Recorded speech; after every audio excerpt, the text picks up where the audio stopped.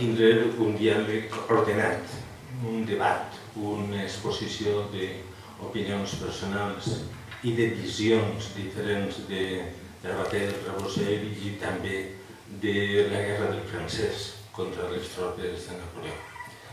Cada historiador presenta i veu la història d'una manera diferent i això és el que anem a comprovar, les diferències. Jo primer faria una pregunta, després cadascú que opina el que vulgui o que conteste, si vol, altres preguntes que també el públic al final podrà fer. I la pregunta és, què va passar al senyor Rebossell? Va ser una acció temerària? Estava programada? Va ser un efecte de la possible xenofòbia dels habitants de la comarca? En què es van equivocar? Es podria haver actuat d'una altra forma, tal volta més efectiva? Això ho deixo caure i cadascú que opini. I ja té la paraula Gemma. Gemma Ramírez. Bé, bona vesprada a tots i a totes. Primer, voldria agrair la invitació per participar en aquesta taula rodona. També felicitar als organitzadors, perquè en temps de crisi organitzar tot això és complicat i és molt d'agrair que es pugui dur a terme. Jo a les preguntes que ha plantejat el moderador de la taula no sé si vaig a respondre en concret, sí que havia pensat en fer un plantejament inicial que no sigui massa llarg i que pugui estar al voltant d'algunes qüestions que tenen que veure amb per què el poble pla, en aquest cas en una batalla front a un exèrcit organitzat com era l'exèrcit francès, el més poderós d'Europa en aquella època, s'alça, lluita, és derrotat, però evidentment està en un confrontament vinculat a un sentiment del qual parlarem després, que en certa manera esclata 4 anys abans. La batalla té lloc en abril del 12, però la situació d'ocupació del territori s'inicia, encara que no tal com a ocupació, però s'inicia la lluita contra l'ocupant en el territori valencià des de la primavera de l'any 1808 i dintre d'aquesta línia argumental voldria entrar en el que jo considero que és, no jo, sinó molts historiadors consideren que és l'aparició del primer patriotisme valencià pròpiament dit i també el patriotisme espanyol. I anem a intentar entrar en aquesta qüestió del patriotisme valencià, del patriotisme espanyol, del concepte de nació, del concepte de pàtria, que està darrere de totes aquestes reaccions populars. Poble, per cert, al qual se'ns alça després molt durant els debats de les Corts de Cadis. En la meva intervenció intentaré fer alguna referència a intervencions parlamentàries del debat constitucional i també d'altres debats al voltant de les reformes que s'inicien en la ciutat de Cádiz en el mes de setembre de 1810.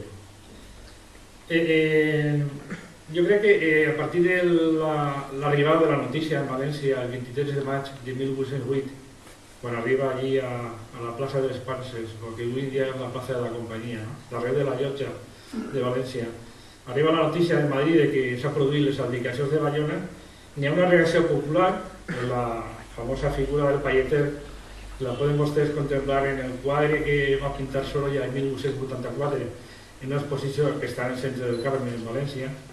I aquesta reacció popular, en realitat, s'ha discutit molt si està dirigida, és espontània, és absolutament natural o n'hi ha una convulsió més o menys organitzada. En la meva opinió, i el que he pogut arribar a la conclusió és que en un principi és una reacció espontània front a la notícia d'una usurpació de la monarquia per part de Napoleó i, per altra part, posteriorment, en poc de temps, en molt poc de temps, se produeix una substitució d'aquesta reacció popular en mans de les autoritats que es veuen desbancades per aquesta reacció, per aquesta forta reacció popular. Ho dic perquè podríem comparar en el que fan així en la batalla del Rebossell, 4 anys després, pràcticament, arran de lo que és la comprovació ja com a fet d'ocupació d'un territori per un exèrcit que, a més, està no únicament ocupant militarment el territori, sinó que està imposant unes taxes, unes imposicions fiscals molt greus per a la població. Aquesta espontaneïtat permet a molts historiadors i a molts actors de l'època parlar de revolució. La paraula revolució apareix contínuament des dels inicis de l'alçament valencià contra l'ocupació francesa, que no s'ha produït encara en aquest territori valencià, sinó que s'ha produït en Madrid. Però les notícies de Madrid arriben així i immediatament hi ha una reacció popular que comença a batejar-se amb el nom de revolució. De fet, el pare Joan Rico Vidal, que escriu unes memòries històriques de la Revolució de València, pareguda a la que es produeix en Sevilla i en altres ciutats espanyoles, és una reacció espontània del poble davant de lo que s'anomenaria un buit de poder o una incapacitat de les autoritats que estaven en aquella època per fer front a una possible ocupació, perquè encara no s'havia produït, del territori valencià. Com vostès sabran, perquè ja s'haurà dit així en les conferències, aquesta ocupació es produeix a partir de gener de 1812, que és la caiguda de la ciutat de València, entre el 8 i el 9 de gener de 1812, i després ràpidament cau la resta de territori valencià, excepció feta de la ciutat d'Alacant, que es quedaria sense ocupar per part de les tropes franceses. En aquest sentit, aquesta traslació de poder, del poder legal constituït fins a aquell moment, que és el poder de la monarquia absoluta, al poder del poble, evidentment, aquesta traslació és el que s'anomena revolució. El problema és que aquesta revolució atemoreix a les classes dirigents i ràpidament hi ha una reacció d'aquestes classes dirigents per reconduir aquesta revolució popular i traslladar-la a una junta en la qual volen integrar-se com a tal i acaben integrant-se. Les lluites internes de la Junta de València són molt complexes, les ha estudiat Josep Ramon i altres historiadors, però mostren aquestes tensions de la classe dirigent de l'època i el que seria les classes populars, és a dir, el poble com a tal, que volen una sèrie de reformes que de vegades les classes dirigents no estan disposades a fer. En aquest sentit, i per centrar, i vaig a acabar ràpidament per deixar, es planteja a partir d'ahir un dilema entre el poder sobirà. Qui té la sobirania? La sobirania en teoria la té el rei. El rei està captiu en França, però com que el rei no està, qui assumeix aquesta sobirania? En un principi la sobirania l'assumeix el poble, a través d'aquesta revolució. Però ràpidament les classes dirigents s'integren en les juntes per a reconduir aquest poder popular i d'alguna manera controlar-ho. Aquest control és el que permetrà posteriorment parlar d'una sobirania per delegació, és a dir, les juntes actuen com sobiranes però per una delegació del poder reial que està en mans del rei de Ferran VII, que està captiu amb moltes matisos, però en València, en la ciutat francesa de València. I això es trasllada després al debat constitucional i al debat polític de les Corts de Cadis. És a dir, tot el tema del provincialisme i el particularisme, el federalisme, se parla de federalisme, és la lluita entre els poders locals, els poders territorials i l'intent de crear una nació que està per damunt dels poders territorials, dels poders federals o del particularisme o provincialisme. I això està en la... Jo penso que la línia medular de lo que és el conflicte polític i militar. Militar perquè és una guerra contra un invasor, però el conflicte polític de definir un nou esquema d'estat, una nova monarquia, que ja no es basa en el sistema anterior de la monarquia absoluta, sinó on la sobirania es trasllada a la nació i ahí està el gran debat constitucional al voltant de què s'entén per nació. Després citaré alguns textos en les llargues intervencions de la resta de ponents que mostren la idea de vegades no massa clara de la idea de nació que se tenia al principi, però almenys en els anys 1808, 1809 i en el 10 ahí comença ja a tindre una certa idea de nació espanyola, que és l'assumpció dels territoris que conformaven la monarquia absoluta i que eren les províncies o territoris particulars, inclús amb lleis pròpies, com és el cas de les províncies basques, però en el cas de l'antiga Corona d'Aragó, com tots saben, s'havien abolit en 1707. Però ja recordo que encara estava present i estarà present en tots els debats constitucionals. Per tant, jo penso que la lluita del poble és una lluita contra un exèrcit d'invasor en el qual s'està dilucidant per una part la defensa del territori, però també per l'altra part quina idea de nació se té. I ho vull dir ahir perquè això no era per a molt d'això. El professor ja m'ha ajudat a donar-me una línia en el que jo volia insistir. I potser, per això en les taules redones, atrevir-me a dissentir-te algo que diga el mestre, això és molt complicat. Passa igual quan els alumnes li fan contra el mestre. Per a mi, després de el que hem xerrat en aquestes jornades i havent escoltat a molts i la informació que ha anat arreplegant pel meu compte, sí que veia que tenia que anar molt paral·lelament la guerra i la revolució. La guerra sí que sabem, com diu la valoració, de que com va acabar, i va acabar bé, encara que sí el reboser mos va anar molt mal, però compte que la revolució encara mos va anar pitjor. La revolució mos va anar pitjor. I mos va anar pitjor perquè les classes dirigents, com ha apuntat ell, quan ve un moment de canvi, i si el canvi és molt radical, com a més tenen bones posicions i tenen l'estabilitat i el poder, s'assusten que aquest canvi es produïsca. I per tant, la revolució va anar molt a poc i a més molt dirigida i molt dominada. Així el que s'havia de plantejar al començament de la guerra, a part del procés bèl·lic, que sí tenia que produir-se un canvi ja molt radical de l'antic règim, en el que la noblea i la Iglésia i el tercer estat tenien unes competències i un poder molt fort, i quan traten en el temps de revolució resulta que una part d'aquest tercer estat, que era la burgesia, que protestava contra els altres dos, d'alguna manera per a mi es va distanciar moltíssim del poble, i tot allò que anava defendent en els canvis que s'havien de produir per necessitat pràcticament definien els drets i el poder de la burgesia i deixaven de costat un poble que en aquell moment no sé si estaria molt preparat o capacitat pels canvis que tenien que vindre, perquè inclús no sabrien ni llegir ni interpretar els textos de la Constitució ni les normes que n'hi havia, i per tant el canvi econòmic i social que estava produint-se tant en temps dels francesos com després no van notar res.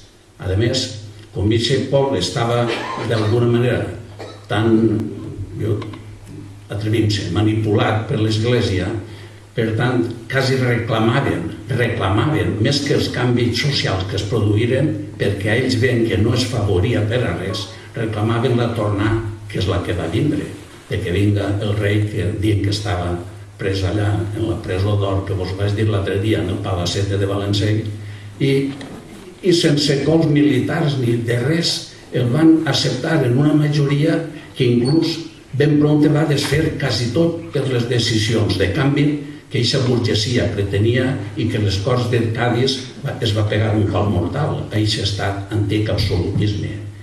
Però, sí, clar, ara és fàcil valorar després de que sabem el que ha passat. Després del que ha passat vam veure que vam estar pràcticament 100 anys barallant-se uns i altres, però el poble continuava igual. I això ho dic inclús referent a la guerra, a l'acció del reboser. Ho dic a l'acció del reboser perquè pense que a part del sentiment patriòtic i mobilització que hi havia en general contra el francès, també va haver molt aport de la gent que va anar perquè alguns dirigents, com els mateixos caps, motivats per Romeu I i Cortés així a la Vall d'Albaida, quan anàvem per les cases, que demà hem d'anar, que era el 26, en què anàvem per la nit, per les cases pressionant a la gent perquè anara, jo dubte molt si anaven per això patriòtic de carregar-se el francès o per temor a la represàlia que es diuen de lo que es passaria si no eixien. Per això dic jo que per a mi va ser quasi oblidar-se molt d'aquest tercer estat, d'una part grandíssima del tercer estat, i el canvi tindre-lo i valorar-lo i promoure-lo una part només que seria la burgesia. I seria una valoració. Molt bé, moltes gràcies. Passem ara a Daniel Alfonso. Una bona vesprada.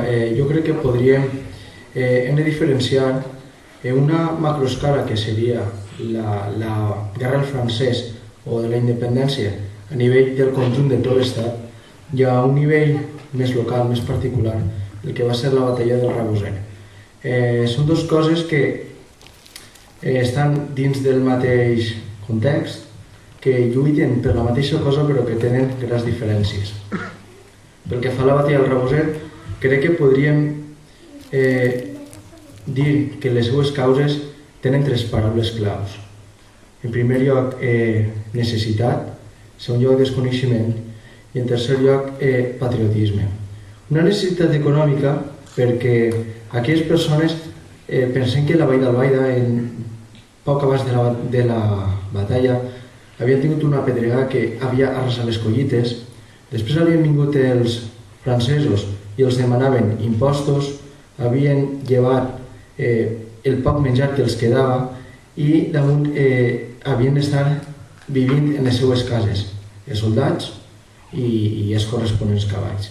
Per tant, una necessitat econòmica.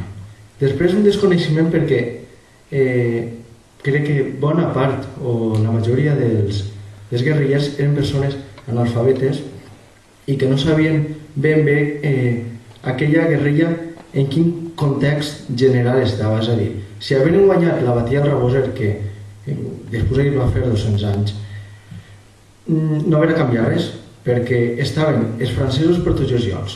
Si havien guanyat ací, havien vingut des de Xàtiva, des del Coll, i havien aniquilat a la guerrilla que havia guanyat. I finalment, un patriotisme, perquè és cert que encara que en aquell moment estàvem vivint l'antirègim, encara estaven els nostres senyors feudals imposant baix d'una llosa la forma de vida de bona part, quasi el 100% de la gent que constituïa el tercer estat. Existia el patriotisme de dir, han vingut els francesos són un exèrcit invasor, l'Església a més està dient que el francès és l'enemic i per a nosaltres també ho és, perquè sí, es portarà avantatges, però de moment l'únic que vegem és que ha vingut el francès i hem de pagar impostos.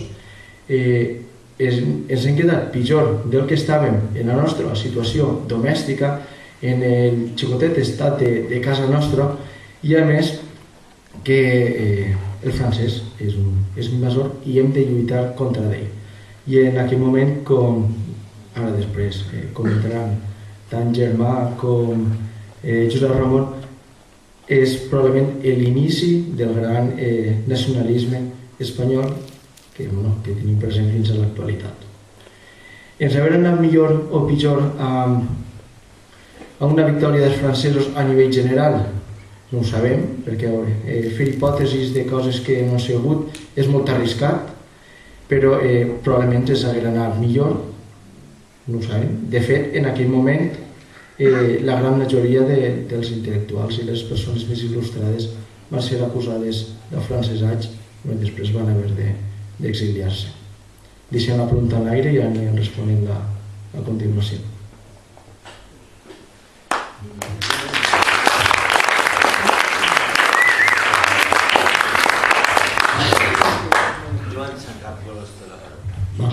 Gràcies, Ximo. Bé, jo voldria destacar davant la pregunta que s'ha fet que per a mi la resposta està en la desconfiança. És a dir, a pesar dels anàlisis que s'han fet a nivell general i tal, a la Vall d'Albaida penseu que única font d'informació que té el ciutadà, que té el Valdalbaidí, és també els diferents ordres i bans que venen per part dels dirigents francesos a través de les autoritats, diguem, municipals, seria la justícia, els regidors, que d'alguna manera servien com a corretja de transmissió de tot el que diuen els caps invasors. Davant d'aquesta situació en què ells entenien el que entenien, les autoritats que estaven al municipi no s'aportaven res bo i l'única cosa que fa una persona quan té desconfiança és replegar-se diguem, en els valors diguem, més primaris que podien ser l'altar, és a dir, la creença que en aquesta època se podem imaginar com seria, i la família, és a dir, el poder tirar la família endavant.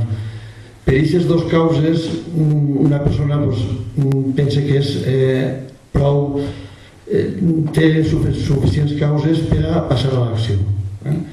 Desconfiança perquè es nota, diguem, abandonat, una per les notícies que també rep que els invasors no van en bromes, són capaços de bombardejar una ciutat si es presenta, no tenen cap de mirament si la collita ha sigut feble la temporada anterior i perduts per perduts es tiren, diguem, a les armes en una certa, diguem, influència pel púlpit i per un dirigent que tinguera una capacitat de maniobra per dirigir gent. Jo penso que aquesta seria un poc les causes. Més que és desconfiança de la població i vols que està, diguem, abandonat per part de els que en teoria haurien de donar-los llum.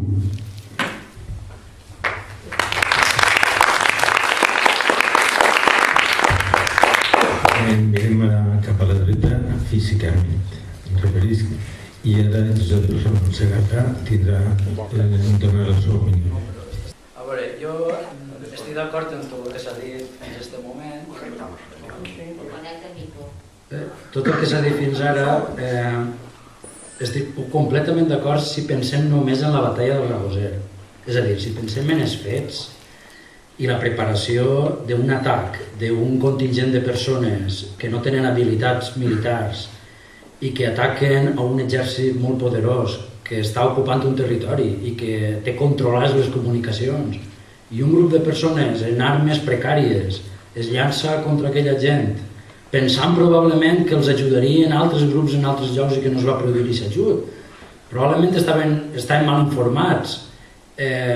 Tot això ens diu que hi ha una manca d'estratègia, és a dir, està clar que no estem davant d'una batalla ni en condicions d'igualtat ni una batalla ben pensada. Per tant, quan parlem de desesperació, de manipulació de la gent, de que la gent, molta gent probablement es va veure forçada a mobilitzar-se, a dur a terme aquesta acció perquè tinguem notícies de que Notos es va matar una persona a la nit antes perquè no va voler, es va resistir a participar en allò. Evidentment, fins ahí jo estic completament d'acord amb el que s'ha dit. Ara, jo apuntaria alguna cosa que crec que obri una altra manera de veure. Que el patriotisme fora el mòbil mobilitzador d'esta acció, jo crec que probablement hi havia gent que no. Aquell que el van tindre que obligar, aquell retorn de Bèlgida que va declarar que l'havien obligat la nit antes, probablement no estava massa pendent del patriotisme, però aquells que estaven disposats a matar i aquells que estaven disposats a obligar un capellà a que eixir a les 10 de la nit de sa casa i els acompanyara, ixos, què els movia, ixos? Des del meu punt de vista, ixos es movia el patriotisme.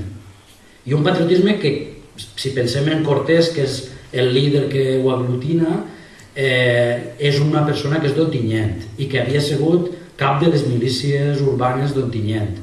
Això ens posa sobre la pista d'una mobilització patriòtica en Ontinyent que seria lo normal, perquè això és el que havia passat en les altres ciutats durant els anys anteriors. Recordem que duien 4 anys de guerra, 4 anys de guerra en el que s'havia mobilitzat a la gent, s'havien fet proclames contínuament, els diaris, és veritat que la majoria de la gent no sabia llegir, però no és mentira que la gent escoltava i els diaris es llegien en veu alta. Que hi haguera gent disposada a matar a veïns, a forçar-los perquè dugueren a terme una acció que era un suïcidi, probablement estaven desesperats, però aquells que estaven disposats a fer això devien tindre-ho molt clar, si no, no crec jo que arribaren a això extrem. Per tant, patriotisme jo crec que sí, i patriotisme espanyol. Ara bé, el patriotisme espanyol d'aquells anys és molt diferent de l'actual i sobretot té una dimensió local importantíssima. Hem de tindre en compte que estem parlant d'un món en el que tot, absolutament tot el que passava en un estat tenia una traducció local. En el món local era on la gent s'integrava, era on la gent tenia els poquets drets que podia gaudir, els tenia en el món local. La gent que no era veí d'algun poble no era res, estava fora de la societat. Ser veí era un estatus elemental, molt poquet, però era suficient com per a ser membre de la societat. Tant és així que les Corts de Cadis, quan van establir que hi haurien eleccions, van establir que tindrien dret de vot tots els homes veïns. Tots. A mi no em pareix poca cosa. I si pensem en Amèrica, això s'estenia als indis d'Amèrica. No als negres, però sí als indis. Pensem que, per exemple, en els Estats Units els indígenes americans no van tindre dret de vot fins al segle XX. Pensem que les Corts de Cadis, per exemple, van abolir els senyorius jurisdiccionals i els vincles de la noblesa. Pensem que en Anglaterra els vincles de la noblesa no es van abolir fins a 1918. En Anglaterra, que és un país modern i que va per davant en tot. Doncs, bueno, a mi em pareix que en les Corts de Cadis i en aquell moment es van obrir possibilitats que són sorprenents. Sí que és veritat, i en això estic completament d'acord amb el que ha dit Vicent, que en 1814, quan va tornar el rei, tot allò es va tancar. El rei va abolir la Constitució i tot va tornar, en teoria, a conforme havien estat les coses abans de la guerra. Però, cuidao, perquè després ve 1820. Entre 1820 i 1823, que va haver una altra revolució, en Espanya va estar en vigor la Constitució de Cadis i es va desenvolupar en lleis, van funcionar les Corts en Madrid durant 3 anys. En l'any 23, el rei va tornar a tancar el procés, però perquè va invadir Espanya un altre exèrcit estranger, que va ser un exèrcit francès. Perquè en Espanya, encara que hi havia molta gent que no li agradava la Constitució, no eren ni prou forts com per abolir-la ells mateixos. I per això va fer falta un exèrcit estranger, que és conegut com els 100.000 fills de Sant Lluís, que van entrar en Espanya en 1823 i van abolir el règim constitucional. Però és que després, en 1833, el rei va morir. I quan va morir el rei, va ser l'últim rei absolut d'Espanya.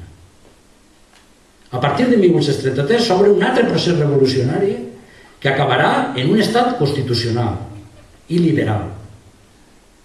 Per tant, jo crec, des del meu punt de vista, si mirem una miqueta en una dimensió una miqueta més llarga i no ens quedem només en el moment de la guerra, vegem que la guerra és el moment en el que s'obre un procés de canvi, que és un procés complicat, que va a dur a un procés de guerres, de revolucions, de violència, d'inestabilitat política crònica en l'Espanya del segle XIX, però un procés que donarà lloc a la creació de la ciutadania i de la participació política de la gent en la política.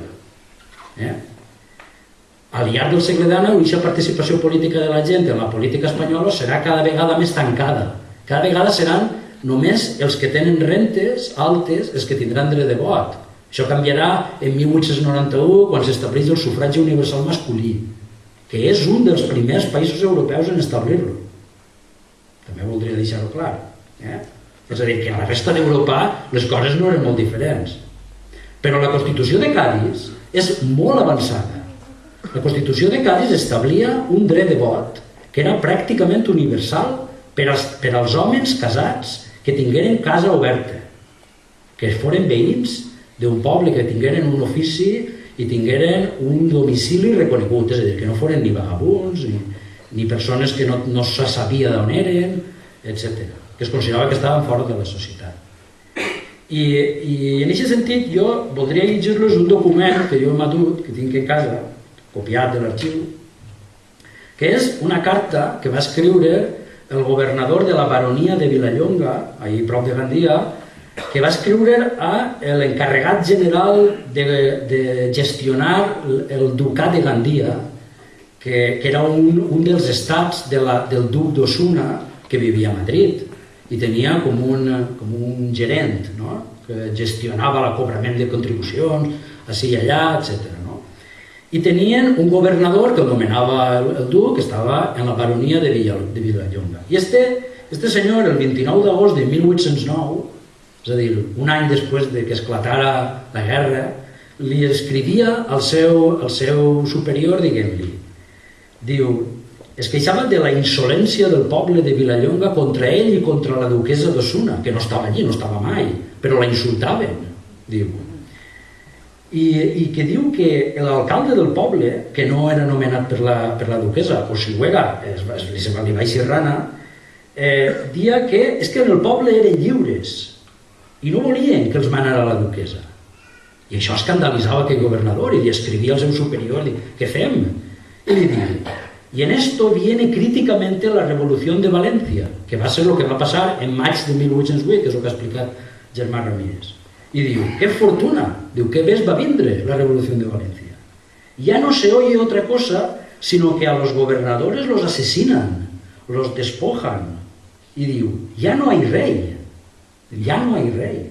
Diu, el rey se n'ha anat, ara ja no n'hi ha rey. Diu, pues, diu ell, el estúpido pueblo sin dificultad se le hace creer que el gobernador o es francés o tiene correspondencias sospechosas con los franceses. Y per tant, a per ell.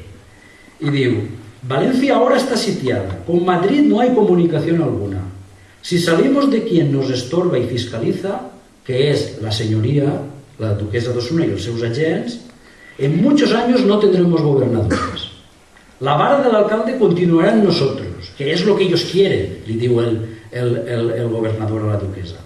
Y diu, y porque no podrá renovarse el oficio, diu, los montes serán nuestros, que es a lo que aspiramos. És a dir, que tot allò que estava passant tan desordenat, allí n'hi havia qui estava aprofitant per a dur a terme reivindicacions que ja venien de darrere i que ara veuen el moment d'aprofitar-les. Bueno, doncs la Constitució de Cádiz, per a gent com esta, podia ser una via d'ajuda, és a dir, ells podien veure en la Constitució de Cádiz la manera de complir aquest somni de viure lliures. És a dir, que sí que n'hi havia gent que pensava que valia la pena pelear per viure lliure i això era el patriotisme. Això era el patriotisme. Bé, això és el que jo dic.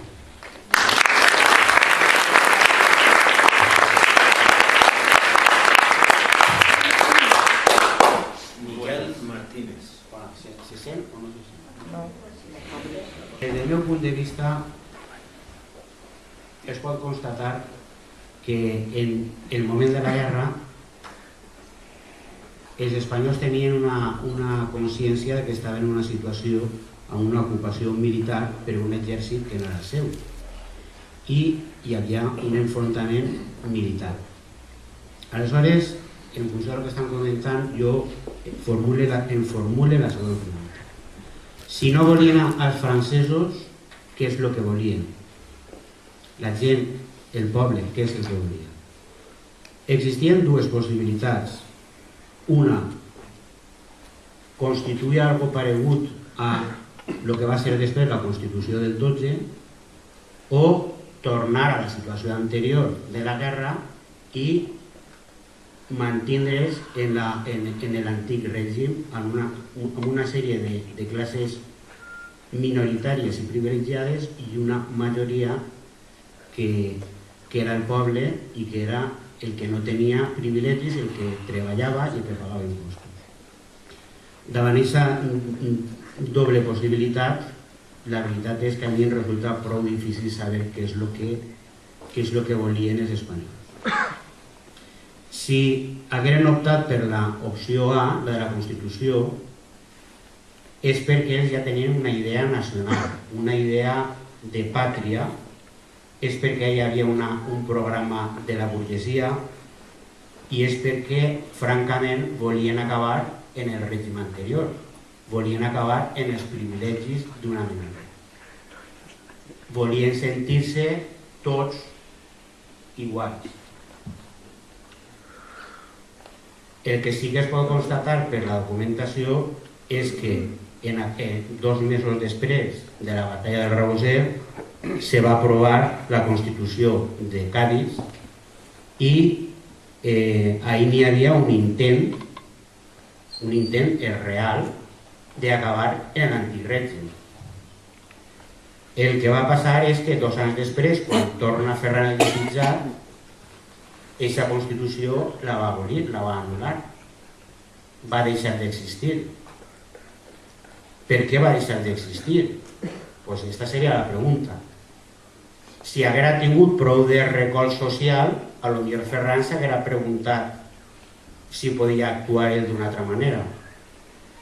Jo la sensació que tinc és que la Constitució la va fer una minoria i la va fer sense base social suficient i per això va fracassar. És l'únic que puc dir. Respecte a la batalla de Reboser, jo he intentat entendre-la i em costa moltíssim. Em resulta incomprensible que una gent plana en ganes de... perquè estava en contra, en ganes d'atacar a aquells que estaven oprimint-lo, se tiraren al monte i deixaren la vida i deixaren tot. Com diuen els investigadors, va ser un desastre. La meva sensació és que es deu, en primer lloc, a un desconeixement, en segon lloc, a una falta de preparació i, en tercer lloc, fruit d'una situació molt dura en la qual prima la indignació i, per què no dir-ho, la ira. I això és el resultat. Jo no tinc res més que dir. Bé.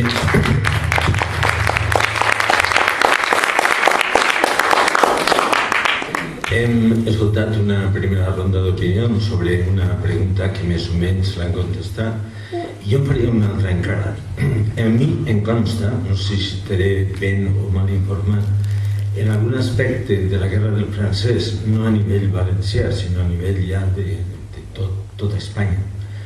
Em consta que en alguns llocs va entrar l'exèrcit i com que la gent d'alguna manera sempre ha pensat que són els que manen, porten un uniforme o no el porten i parlen d'una manera o d'una altra, en algun lloc no van resistir de forma armada. Estic parlant, per exemple, de la part nord-oriental de Catalunya, concretament Girona i les comarques del voltant.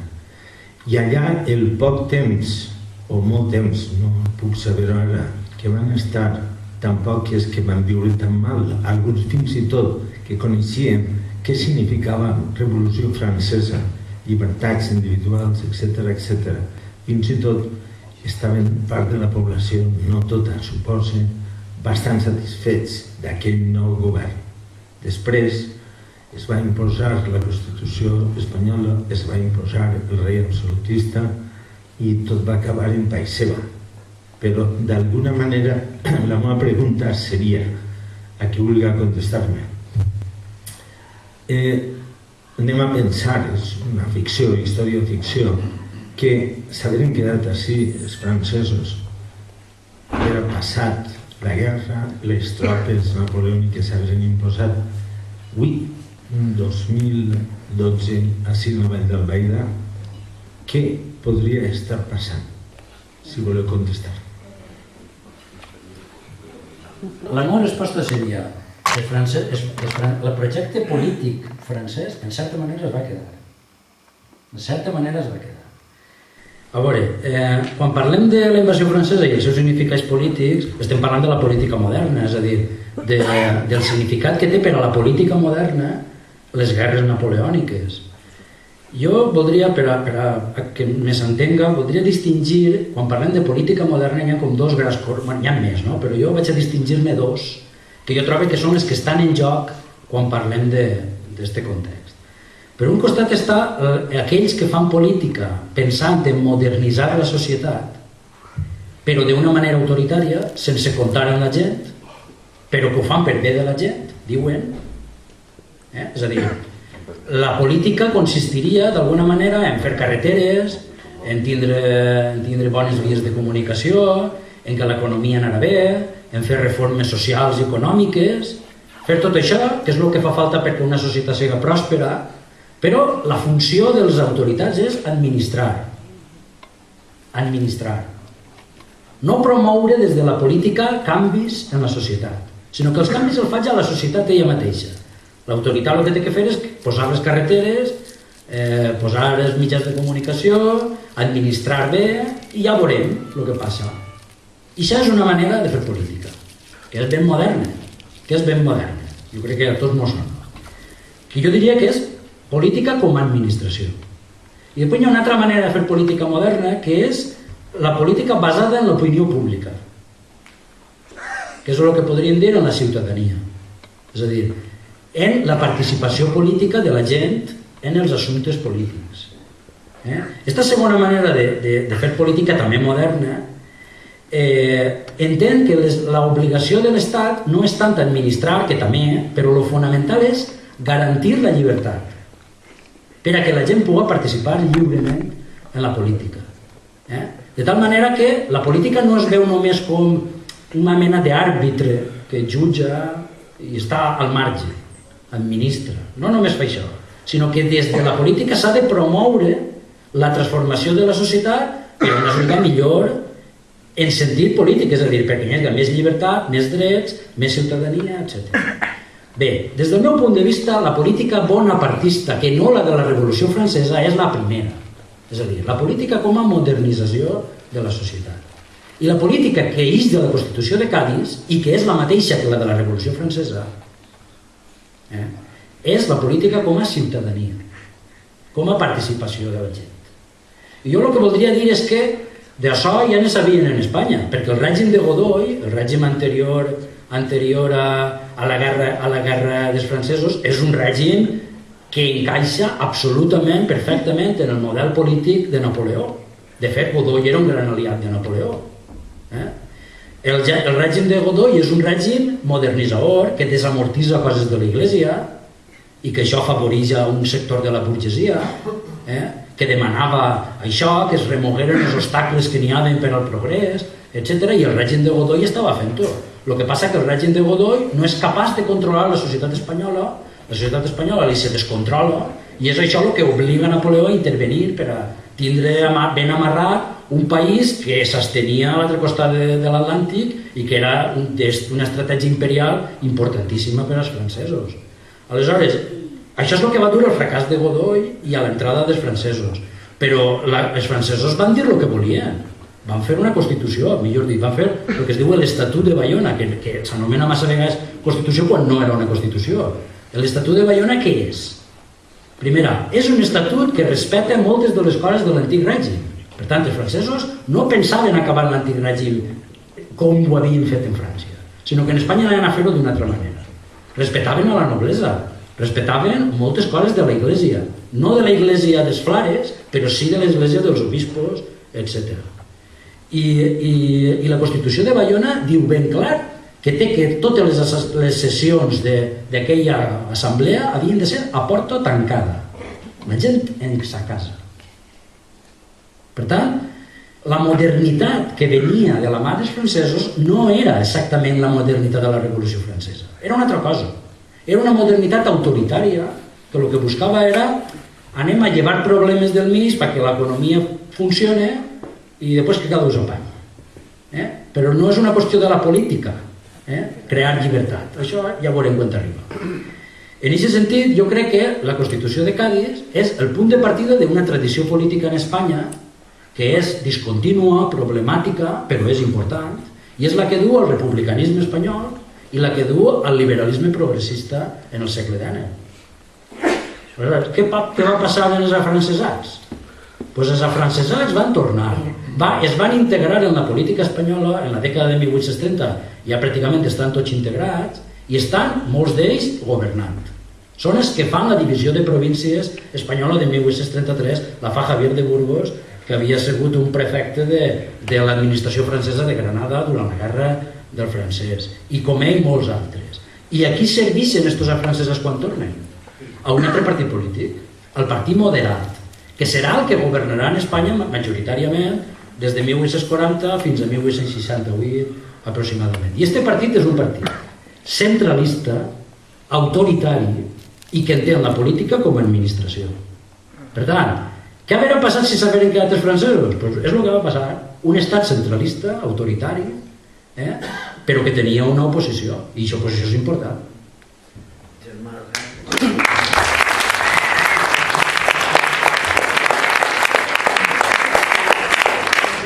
Estic molt en la línia del que ha dit Josep Ramon, matisar algunes qüestions. La primera, que té que veure en la pregunta primera, no la segona, és que jo he parlat del paper del poble pla, d'aquest patriotisme no estructurat, i vaig a fer una cita d'un autor recent, d'un ministre de l'anglès, en un estudio sobre la guerrilla, el pueblo de la guerrilla, y digo, hay mucho menos evidencia del nacionalismo de los insurgentes.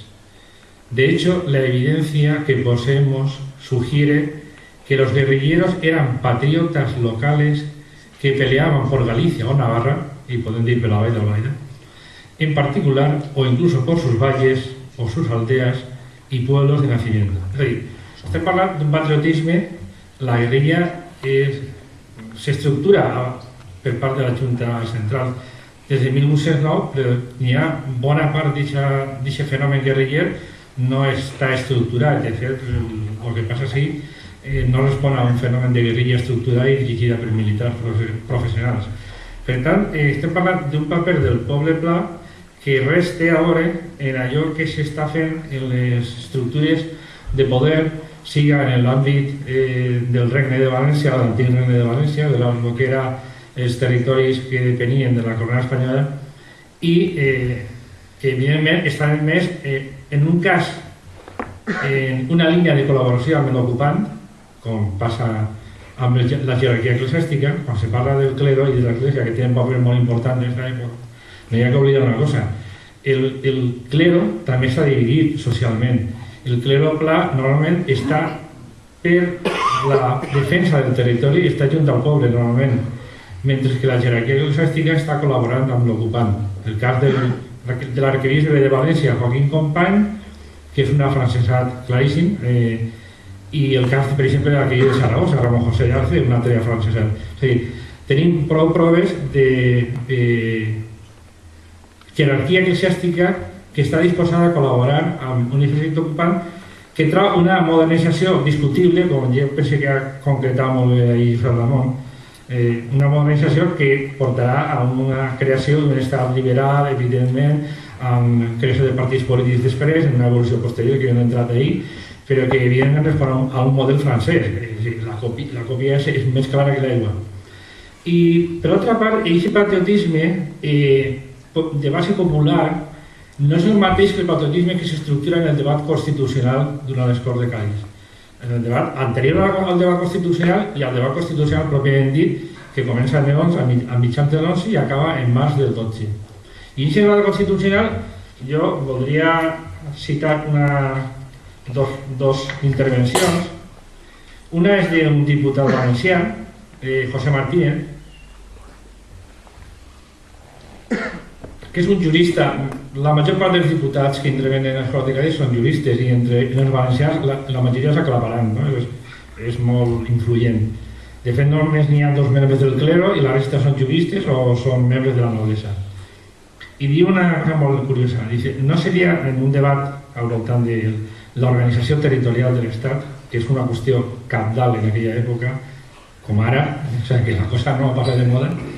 No se diga jamás que soy valenciano, señor. Yo soy vocal de España, o sea, soy diputado de España. Pero si Valencia se pierde, yo pierdo mucho. Aquesta combinació de patriotisme del propi territori, però també del patriotisme de la nació que està construint-se en el debat de l'Esport de Cadix. I hi ha una altra intervenció que no és d'un diputat valencià, que és d'un diputat català, que és el canonge José Espiga, que no era català, era nascut a València, però que va ser diputat per Catalunya, i que, a més, dintre dels diputats catalans, la majoria eren pro-absolutistes, però este era liberal, i a més molt amic d'un altre diputat valencià, de Villanueva, de la mateixa línia de corrent de pensament, i diu Espiga en una intervenció parlamentària: se ha dicho, això entra molt de la línia d'aquesta visió que tenien els diputats i moltes persones d'aquella època, se ha dicho que l'amor a la patria deberá ser, entre lo de patria, nación, etc., perquè la patria no combateix que la nació és un constructo ideològic o una construcció política, encara que se pot referir al nom llatí, al nàsquer, al lloc de naixement, però la pàtria en realitat és el nom del territori, la terra dels pares, vol dir això, la pàtria és la terra dels pares, per tant és un territori propi. Se ha dicho que el amor a la patria deberá ser el principal objeto a que debería atenderse en las elecciones. Está en el debate del proceso electoral que se incluirá, que abarca una parte muy importante de la Constitución. Y que siendo esto por lo regular mayor en los naturales de la provincia que en los avecindados en ella, deberían ser estos excluidos. Que es lo que ha dit abans José Ramón. I ara ve l'aclariment, que és molt interessant. Senyor, dirigint-se al president de la Cambra, si el amor a la patria es aquel amor que tiene por objeto el bien general de la nación, convengo gustoso en este principio. Pero si se entiende por esto el amor a la provincia, esto es, aquel amor exclusivo que ha producido en esta guerra tan funestas consecuencias, lejos de convenir, desearía que se borrase esta palabra del diccionario de la lengua. Lo de las funestas consecuencias es per la divisió, el provincialisme, aquest debat que es produeix des de l'inici de la guerra de l'alçament nacional, de la formació de les juntes. Entonces, aquesta doble visió de la nació, o sigui, si estan parlant de la nació gran, bé, però si entén bé l'amor a la província, o sigui, estem parlant d'un patriotisme, el patriotisme del poble pla, i per altra, un patriotisme que és el de la nació espanyola, que és el que es construeix en el debat constitucional, i és el que arriba, i que evidentment és un element modernitzador, però bueno, que obvia o supera o aparta clarament aquests projectes territorials que així califica el amor a la província. Perquè deixava aquest tema perquè penso que és una qüestió clau per entendre el patriotisme dels que lluiten per la defensa del seu territori. Jo penso que així els guerrillers no tenien un projecte de nació, estan defensant el seu territori, però a més estan molt castigats per impostos, bagatges, allotjaments de tropes, etc. Ja ho va dir en un altre ponent.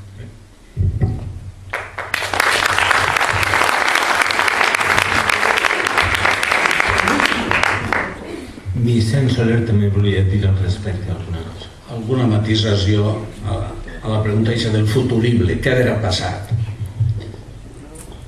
Sí que sabem el que va passar. El que no sabem és si haveren canviat algunes circumstàncies que ha passar. El que ha passat és el que coneguem a través de tot el segle XIX i el segle XX. Entonces, jo seguisc de l'opinió de que la Constitució, que a més va tindre molt poc vigor, que el 14, provent el 12, el 14 ja tinguem a ser l'absolutisme i abolís tots els avantatges que aplicant la Constitució de la tingut d'Espanya, doncs peguem una marxa enrere, tornarà a rebrotar en el trienni liberal, com bé ha dit, del 20 al 23, tindrem 10 anys més d'atràs, la dècada que diuen ominosa, la desastrosa del tot, i per tant, per a mi, que tècnicament estava molt bé i volia aplicar les avantatges de la Constitució francesa, en tot el d'abolició de senyorius, el dret de la sobirania la té la nació, doncs no ha costat molt això, i que tots els ciutadans, i totes les persones que viuen són ciutadans, ha costat una barbaritat.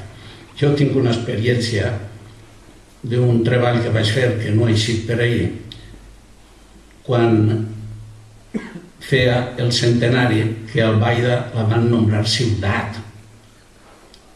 Vaig fer un estudi molt profund en els arxius municipals i en tot el que vaig trobar, basant-me en lleis electorals i en d'això d'economia.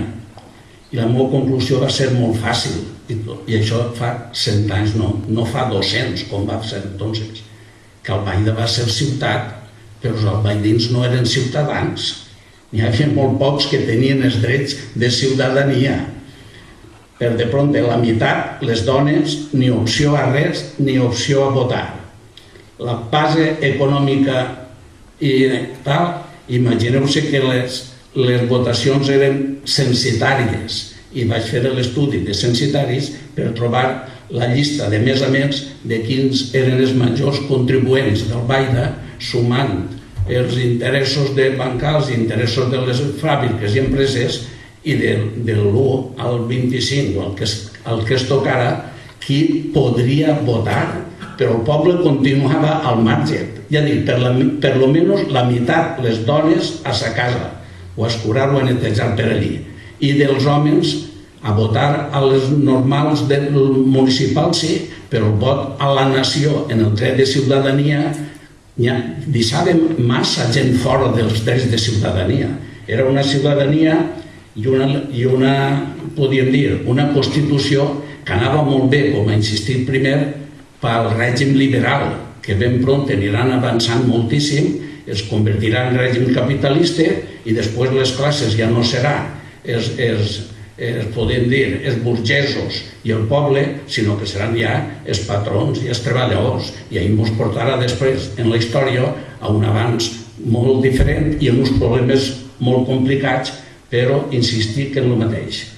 Perquè, per exemple, en una Constitució molt semblant, França no té eixes marxes, també té marxes avant i darrere, però no tan significatives, perquè Espanya, en aquella Constitució, es comença en Cádiz, l'escapçalament és mortal ja, en el nombre de Dios Todopoderoso, Padre, Hijo y Espíritu Santo, autor supremo y legislador de la sociedad.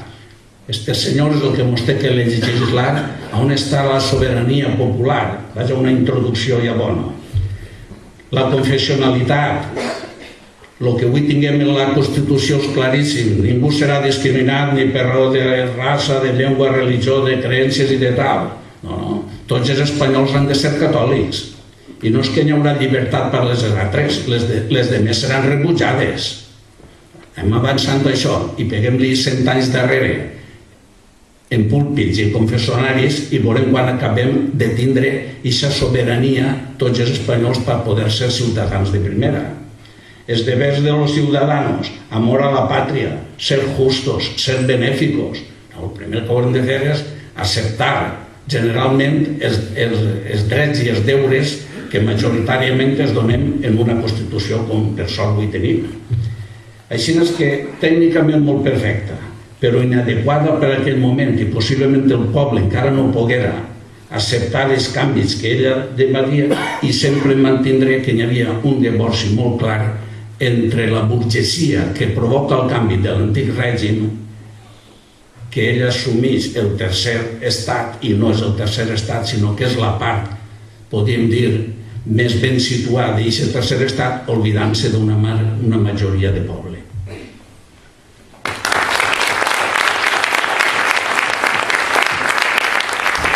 Dani Alfonso també té alguna cosa que dir a tot respecte.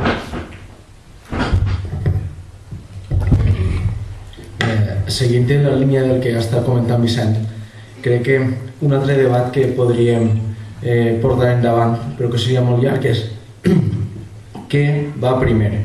Si el patriotisme, la defensa del teu territori, els valors que tu tens per la teua terra o els interessos econòmics. Crec que, no sé si desgraciadament, i ara mateix ho podem veure clarament, els interessos econòmics són els que finalment acaben marcant les línies que acaben seguint els polítics en cada moment i en cada territori. En aquell moment, Espanya hem de tindre en compte que tenia una societat i una divisió de poder i de riquesa molt diferent a com podia tindre, per exemple, França, que a causa de la revolució l'Església no tenia tant de poder ni la noblesa el tenia. En Espanya en aquell moment, entre noblesa i església, controlaven quasi totes les terres, tenien bona part de les propietats i de la riquesa. Apenas teníem una burgesia, uns empresaris, uns comerciants, que són les persones que tenien els diners i les persones que tindrien més interès de canviar conforme estan les regles del joc per a poder pujar ells a la palestra i poder tindre ells les avantatges que tenien els altres. El poder no és una cosa que va creixent, o el tenen uns o el tenen els altres. La burgesia el que volia en aquell moment era llevar-li a la noblesa, un poc de lleva tu que em posa jo. De forma que hem de tindre en compte que a Espanya després això es traduirà en una revolució industrial molt més tardana, uns canvis molt més tard i fins i tot qüestions com repartir les terres que tenien els senyors terratines de cada lloc, i en alguns llocs com en Andalusia encara avui en dia, any 2012, no s'ha resolt, i lògicament el que té la riquesa és el que té el poder i el que vol mantindre'l a costa del que siga. En aquell moment l'Església anava adaptant-se a les circumstàncies de la mateixa manera que els nobles, i al final van ser els que van frenar els canvis.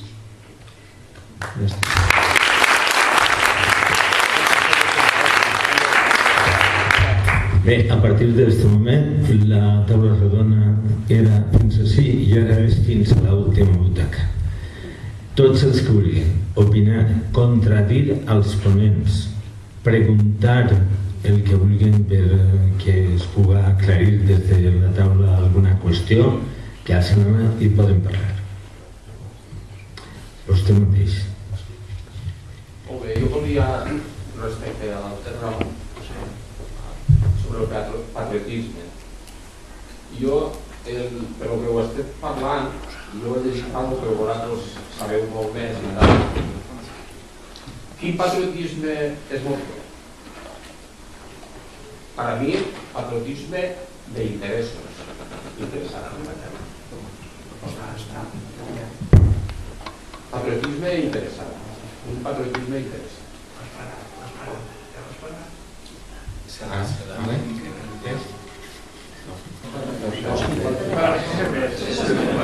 Entonces, era un patriotisme interessant per a alguns, perquè la gent de a peu, la massa, quin patriotisme podia tindre quan es van obligar a anar, va ser persones que van anar obligades per subsistir-se i damunt amenaçar-les. Per a mi, aquesta mobilització no és patriotisme. D'alguns sí, però de lo que és la massa no.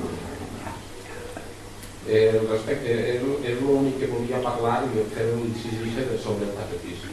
Perquè aquesta gent, per a mi, sabia que o estaven molt mal, passant molt mal de subsistència, els francesos, però l'absolutisme també era molt mal. Entonces, era una gent indefesa i damunt obligada i amenaçada.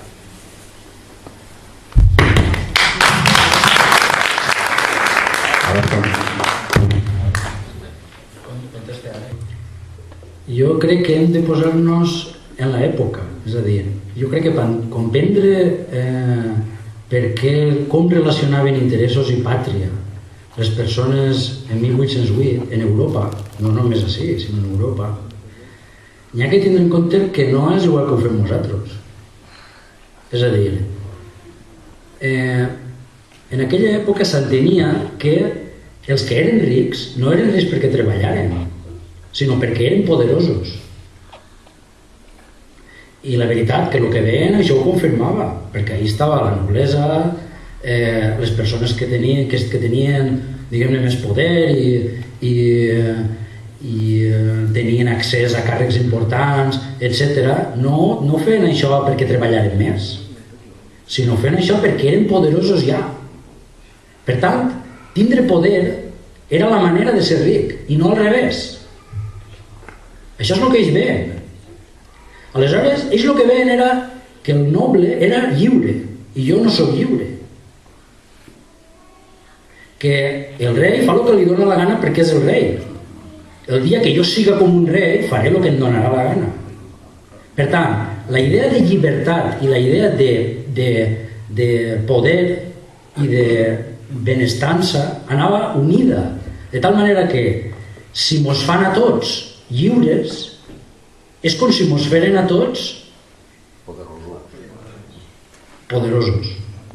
Per això els moviments socials de l'època, en Inglaterra, en Espanya, en França, en pràcticament tots els països europeus, fins a l'aparició del marxisme i del socialisme, que en aquest moment no existia encara aquest plantejament, són moviments polítics i no socials i sindicals, perquè el que reclamen és que les autoritats dels estats els tinguen en compte i els donen drets de ciutadania, perquè ells entenen que si ells poden tindre veu pròpia en la política, això serà prou per a canviar les circumstàncies i millorar la condició de vida de tots. Per tant, clar que ho fem per interès, però entès d'esta manera, és a dir, jo seré ciutadà i quan siga, hi ha gent que entenia, i això va passar, hi ha gent que entenia, per exemple, en València es pagaven drets de portes a les entrades de la ciutat, en les muralles, els llauradors de l'horto, quan entraven a València, tenien que pagar per els productes que duien de l'horto que anaven a entrar al mercat de la capital, i això ho cobrava l'Ajuntament de València, i en aquest sentit hi havia moltes contribucions que pagaven els que estaven en els pobles i no els de les capitals i coses així, no? I hi havia moments d'estos en què es produïa una revolució, com en 1835, que en Barcelona van cremar tots els convents de la ciutat, i en València es va establir una junta que es va declarar independent en 1835, i els camperols de l'Horta de València diuen que bé, ara ja no pagarem contribucions, i no volien pagar les contribucions. És a dir, la llibertat política s'entenia com el pas previ a la millora de les condicions materials de la gent. Després vindran altres plantejaments, com el plantejament marxista, que planteja el contrari. I jo diria que és normal, i jo ho entenc, que avui en dia ho vegem més de la segona manera. Sí, però quan tinguem que entendre a les persones que no coneixien això i que pensaven en uns altres paràmetres, hem de fer un esforç, diguem-ne, per entendre-los en els seus propis termes, perquè si no, jo entenc que si no fem això, d'alguna manera estem atribuint-los a aquelles persones unes idees que no podien tindre, i clar, com no es comporten segons aquestes idees, ens pareixen uns pobres tontos, i jo crec que no eren gens tontos. En el món en el que ells vivien, allò que ells pensaven tenia sentit. Una altra cosa és que els deixira mal, o que no es complira, o que estigueren equivocats, però ells ho creuien, i això els feia manejar-se. I jo crec que això ja és important.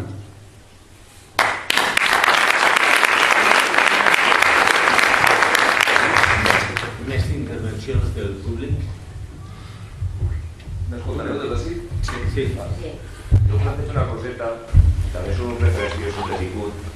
Heu soltat algunes pinzellades de la noblesa, en general, però no de la noblesa local que teníem així a la Vall d'Albaida. Jo sempre he sentit que quan va arribar els francesos, aquesta noblesa de la Vall d'Albaida, Marquès d'Albaida, concret conec un poc el cas perquè estava de justícia marcada de guerra en el moment de Noumarau, Marquès de Malferit i tal, es van afrancesar i en aquest cas també se'n van fugir, van eixir dels seus territoris. I llavors, aquesta idea també del poble perdre un referent noble al qual s'havia establit no es va incitar a no tindre una guia i a buscar una eixida per si mateixa, per motu propio, en aquest cas per dur i conduir aquesta batalla concreta del Reboser i altres accions minúscules que no van tindre la importància aquesta. És un poc aquesta idea del paper de la noblesa, el paper no, entre cometes, seria com aquella de la traïció de la noblesa en aquell moment que fa francesada i que després fuita el territori i els deixa abandonats. Què hi penseu un poquet? Lo de está molt clar, no? O sea, evidentment una aliada de la situació en general. Sí, però la d'ací també, és la mateixa conducta. En realitat, quan se parla de patriotisme s'està parlant de defensa del territori i el territori és el lloc de producció de la riquesa la dona la terra, per tant és la defensa de la terra, és el que estan fent. No tenen un programa, el poble no té un programa polític elaborat, això és una elaboració pròpia de juristes, de capellans, de gent culta, no? Que és la que està en Caris, però així la gent no té un projecte concret de nació ni sí de defensa del territori. Territori és el lloc és la pàtria, el lloc dels pares, la terra dels pares, la producció, la riquesa, la nostra vida, no? I la noblesa actua en general, i els casos de València estan molt documentats, amb això de nadar igual de la roca, no? O sigui, segons com anava la situació, anaven canviant d'opinió. I en general defensant els seus interessos. En las memorias históricas sobre la Revolución de Valencia del padre Juan Rico Vidal, ahí el Joan Rico, que se anomena representant del pueblo valenciano en la vesprada del 23 de maig de 1808, acusa contínuament a aquesta classe dirigent, que és la noblesa local, entre ells el capital general, el conde de la Conquista, de ser un aliat de l'invasor. O sigui, per què? Perquè no actua organitzant la defensa del territori davant una anunciada arribada de tropes que estava pròxima. De fet, un mes després se produeix el primer setge de la ciutat de València, el 28 de juny de 1808. O sigui, el paper de la noblesa ací i allà correspon als interessos econòmics, a la protecció dels seus interessos de classe o d'estament, perquè no podem parlar encara de classes com a tals, d'estament, d'aquests privilegis que venen de l'antic règim i que volen mantenir d'alguna manera. Un poquet a lo Gato Pardesco, no? Com el que diu el personatge central del Gato Pardo de Lampedusa, és a dir, algo debe canviar para que nada cambie, per tant, anem a canviar algo però que nosaltres mantinguem controlant la situació, mantenint el poder, les estructures del poder i el control de la propietat. I de fet, les operacions desamortitzadores, les que comencen en Godoy, continua la de José I, la de José Bonaparte, i després les que se fan en els Corts de Cádiz no s'aplica pràcticament, no hi ha temps d'aplicar-la, i la que se fa en el Trienni, i la que se fa ja definitivament en el 35-36 i el 37, i la del 54-55, pues totes aquestes operacions estan dirigides fonamentalment a formar una classe dirigent que se beneficia de l'expropiació de terres que pertanyien fonamentalment a l'Església, però també a ajuntaments i a municipis. O sigui que, en general, els comportaments humans no han canviat massa. I és la meva conclusió.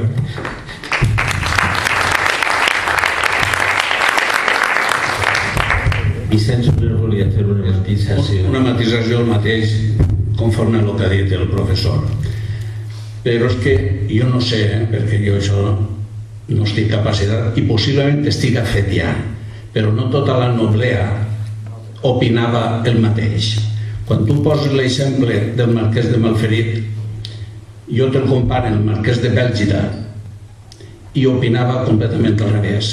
Ni va voler saber res de francesos ni es va fer afrancesat. Es queixava moltíssim que estaven fotent-lo per dalt i per baix. Per què? Tots els impostos de guerra, totes les imposicions que va tindre, no hi havia manera de reclamar-les. Bèlgida, quan suposa que es van enterar que la Constitució això permetia el no pagar des dalt, va estar molts anys sense pagar-li el que li tocava. O sigui, la part baixa no li pagava i els que manaven a València i tal el carregaven d'impostos. Bèlgida es va passar després quasi 40 anys pleitejant contra el marquès perquè no és que reclamava que li tornaren els drets que les abolicions de la Constitució de Cádiz l'havien llevat, sinó que també volia que li pagaren els anys que no havia cotitzat el poble de Bèlgida com a tal.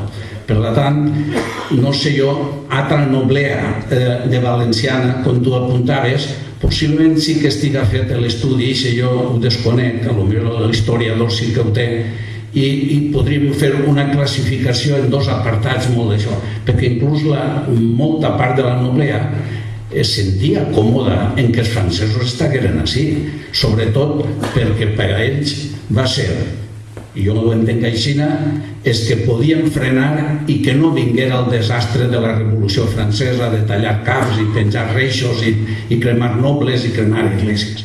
De moment el poder establert, podríem dir, afavoria a aquesta part de noblea, però el de Bèlgida no s'incorporava en aquest ritme. Bèlgida, ja us dic, que es sentia molt oprimit per els impostos molt durs, per impostos de guerra i perquè el que tenia que replegar dels seus recaudadors que tenia el Bèlgida no li aplegaven. Havíem agarrat com si fos ja el dret de dir així ja no paga ningú, però després van tindre que pagar això i els atrasos. Moltes gràcies. Vaig concedir l'última paraula perquè estem esgotant el temps. Vostè també volia parlar? Maria Josep. Ima, perdó. A mi m'agradaria que m'explicareu el paper dels caps militars espanyols en aquesta època i en una època més tardana. Vull dir, què va passar, si es van convertir en capdills militars i si després tots els alçaments militars que van haver a continuació van tindre que veure o van començar ahir. Lo que significa la guerra del francès o la guerra d'independència és el naixement d'un nou exèrcit, que no té pràcticament res a veure amb l'anterior. L'antic règim es basava en un sistema de reclutament de lo que serien els caps dels mandos militars basat en l'estament d'origen. De fet, se discuteix en l'escola de Cadis que qualsevol espanyol pugui seguir als càrrecs militars. A la qual cosa s'oposarà un diputat valencià, el senyor Borrull.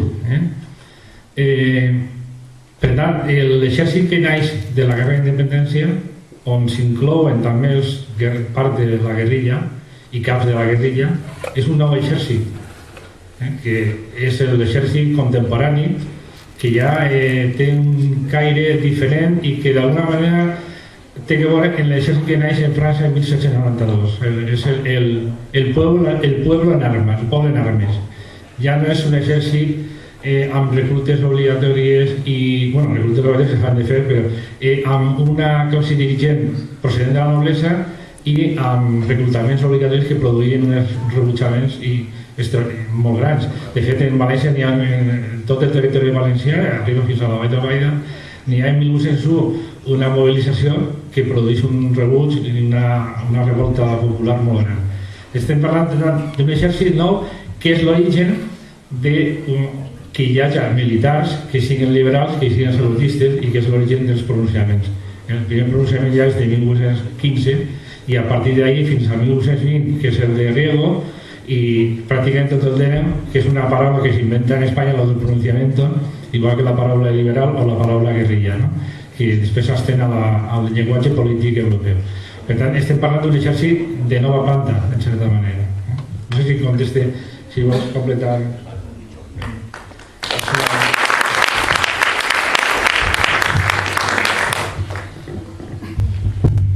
I amb el vostre permís passem a l'última intervenció perquè després s'han de repartir per Altavert uns diplomes.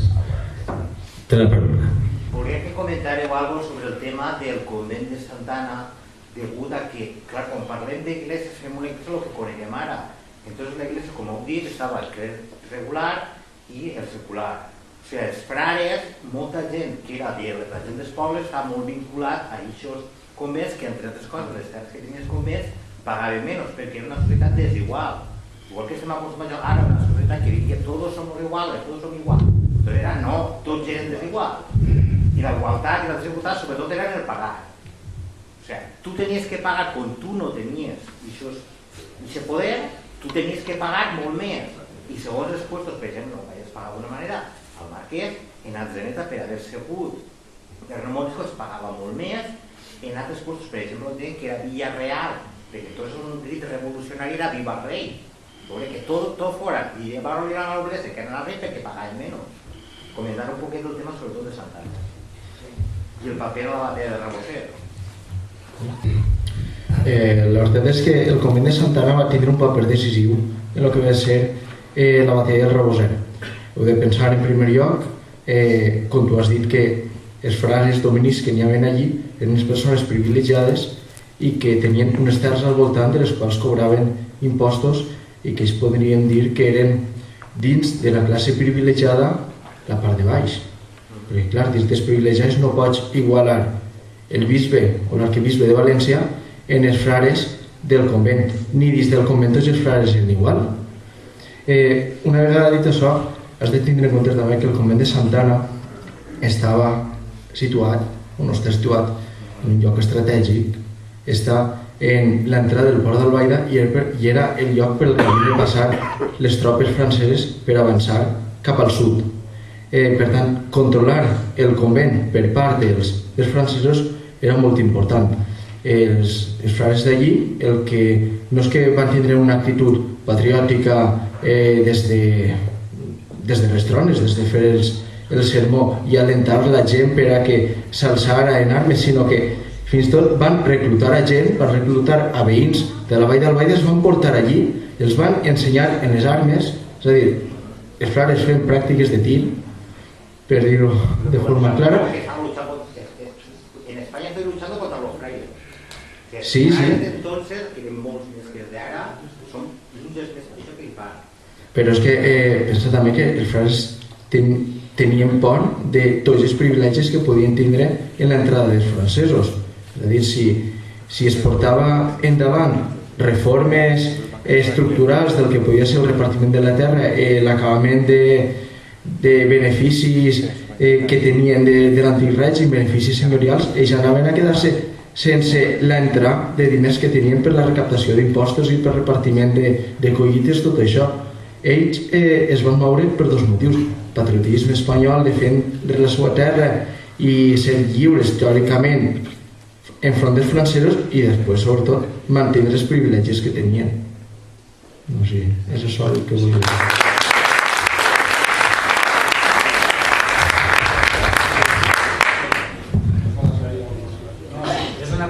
Sí. És que és molt diferent el paper del clergat en la guerra de la independència que en les guerres carlistes, que són després, és a dir, entre 1833 i 1839 és la primera guerra carlista, i després n'hi ha dos més, però això és la més important. I el paper del clergat en les guerres carlistes és completament diferent, diguem-ne, que la unanimitat amb la que es veien els frares, sobretot perquè era el clergat més baix, era el clergat que tenia menys formació i era el clergat que tenia un contacte directe en el poble, doncs moltes voltes, a més molt apocalíptic, i tenia fama de milagrero i aquest tipus de coses, no? Llavors, el paper dels frares a la guerra de la independència és molt de patriota, no? És a dir, d'agitació, i no es veu generalment. Hi ha frares, doncs el frare Juan Rico era un liberal, i en València, quan van entrar els francesos, van executar a 6 o 7 frares, a Fray Rupert, a Pichó, etc., en Sagunt, que eren persones que havien estat dins de València quan ja se n'havien anat les autoritats, allí en companyia de la gent, jugant-se la vida perquè estaven bombardejant la ciutat, i que la gent s'aclamava a ells en la mesura en què sabien que no els abandonarien, i quan van entrar els francesos van afusellar. Això és una cosa, i després són les guerres carlistes, perquè a les guerres carlistes el clergat està en els carlistes. I llavors sí que és una lluita ideològica d'esquerra a dreta en la que la Iglesia té un paper molt clar en la dreta. I clar, què passa? Que ahir sí que les cremes d'Iglesias, els atacs contra Flares, les matances de Flares en la guerra de Madrid en 1834, són molt importants. És a dir, que diguem-ne que la visió del clergat és molt diferent en un moment que en un altre. I just els moments estan propets en el temps, diguem-ne, no? Llavors la imatge que hem heretat està mesclada de les dues coses.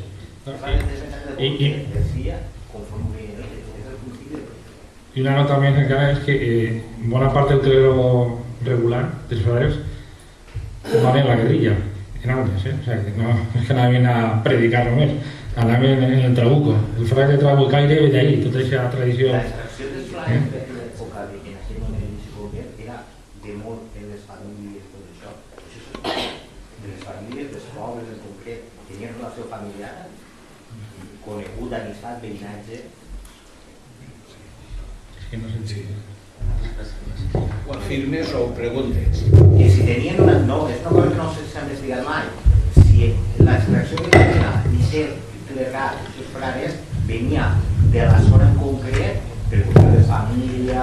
O sigui, la gent que es maneja tenia una relació amb ells. Quan es produeix l'exclaustració primera en José I, normalment tornen o a un lloc on no hi ha gent, ocupació francesa, o a casa. El cas de Bèlgida està molt clar.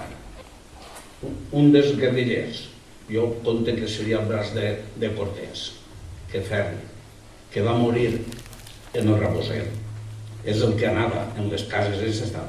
Però en els 9 morts que tenim consignats de la batalla de Raboser, diu, presbítero, diàcono, 4 viudos i 3 casats, 4 entre 7 i els 2 9.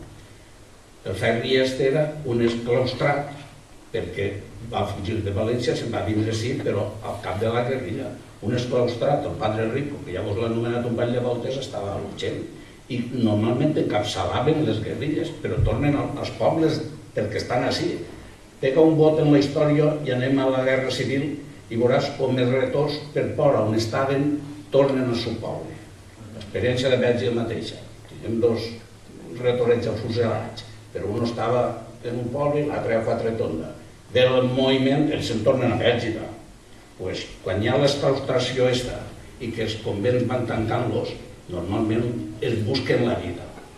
I tinguem una altra experiència d'un altre flare d'aixòs retornats, que inclús va encapçalar després les partides, el que nosaltres ara en la guerra d'independència, anomenat com a guerrilles, fent les partides carlistes, este flare Fray Lorenzo de Bèlgica i el tal comandant Armengol van proclamar el carlisme un any antes de que es morira el rei. En el 32 ja tenen una partida en València i són atacats per allà i moren per Andilla.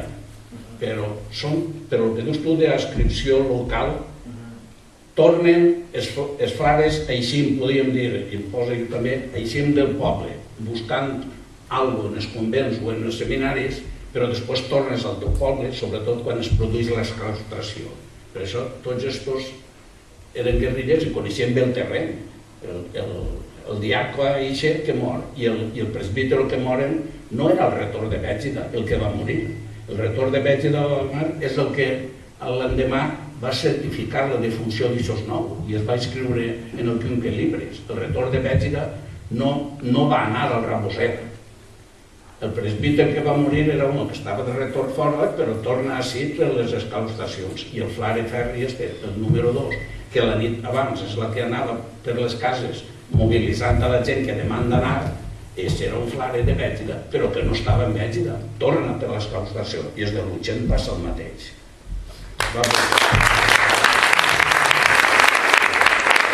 Moltes gràcies, sobretot al públic assistent, que l'atenció ha sigut permanent i s'ha vist molt d'interès en les explicacions i respostes en el debat. Moltes gràcies als companys de la taula, que jo crec que han estat molt disciplinats participant i en fi, ha sigut un èxit la taula redona. Moltes gràcies i aplaudiment per a vostès.